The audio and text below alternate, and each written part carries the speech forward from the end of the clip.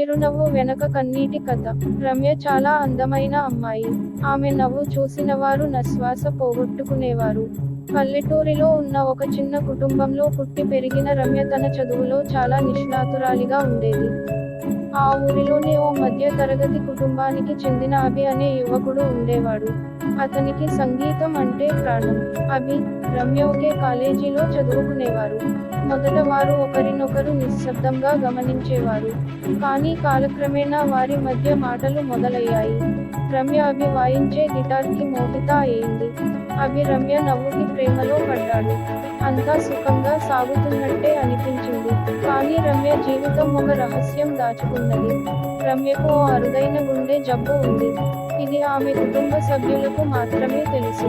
ఆమెకు తన జీవిత కాలం తక్కువ అని తెలిసి తన మనసు ఎంతగానో బాధపడేది. కానీ ఆమె కళ్ళల్లో ఎప్పుడూ చిరునవ్వు మాత్రమే ఉండేది. ఒక రోజు అభి రమ్యకు తన ప్రేమను వ్యక్తం చేశాడు. రమ్య కూడా అభిపై ప్రేమను మనసులో దాచుకుంది. కానీ తన అనారోగ్య కారణంగా అతనితో దూరంగా ఉండాలని నిర్ణయించుకుంది. ఆ బాధను ఆమె ఎవరికీ తెలియనీయలేదు. అభి ఆశ్చర్యపోతూ ఎందుకు రమ్య తన ప్రేమను తిరస్కరిస్తోందో అర్థం చేసుకోలేకపోయాడు. అతను రోజుకో ముదురు మనస్తత్వంలోకి వెళ్ళసాగాడు. చివరికి రమ్య తట్టుకోలేక తన రహస్యం అభికి చెప్పింది.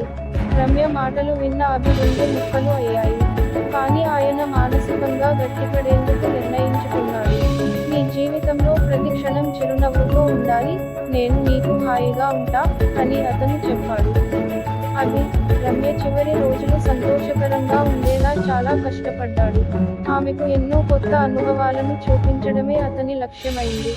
చివరికి రమ్య అభి ఒడిలో తుదిశ్వాస విడిచింది. అభి జీవితం ఆ రోజుతో మారిపోయింది. కానీ రమ్య జ్ఞాపకాలతో పాటు ఆమె చెప్పిన మాటలు అతనికి జీవితం కొనసాగించేందుకు స్ఫూర్తినిచ్చాయి. నన్ను నువ్వు ప్రేమించినంతగా జీవితాన్ని ప్రేమించు.